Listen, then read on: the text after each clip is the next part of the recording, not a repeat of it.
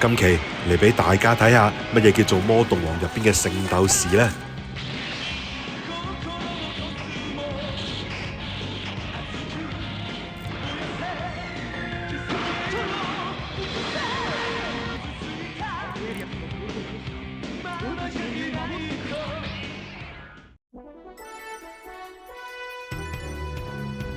嚟自於90年代老台版嘅一套《魔動王》食玩小拼裝，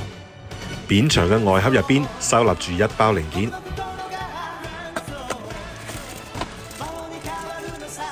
入邊包含一張小貼紙同埋一份組裝說明書，兩塊模型板件，包括軟膠嘅素體零件同埋硬膠嘅外夾零件。全套總共3款，包括咗3隻主角、地引盒、風飄盒同埋水捲盒。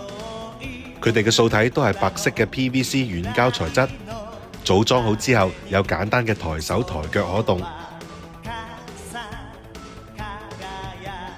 呢套嘢好玩嘅地方係，佢將一隻整體係機器人嘅魔動王改成咗素體着盔甲嘅形式，就好似你買咗一隻聖鬥士玩具，幫佢哋着上聖衣咁。不過就有一個好奇怪嘅現象啊！當年各種魔動王嘅山寨小拼裝玩具，成日都會調轉咗藍色嘅水捲盒同埋綠色嘅風飄盒佢哋嘅顏色。不過話返轉頭，呢啲其實都係玩山寨嘅其中一個魅力所在啊！正所謂萬物皆有出處，呢套小拼裝嘅原型其實係卡巴亞喺1989年推出嘅魔動王 PVC 食玩系列，入邊除咗有呢種魔動王拼裝嘅小玩具，仲會有朱古力附贈。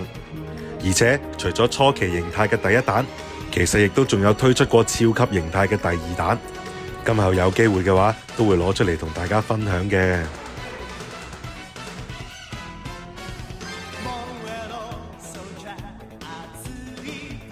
正版嘅卡巴亞固然之會比山寨更加精細，更重要嘅係正版其實每一款都附帶一個地台，可惜山寨就省略咗呢樣嘢啊！咁今期嘅分享又先到呢度啦，想睇到更加多老玩具嘅話，記得期待我後續嘅更新啦，下期再見。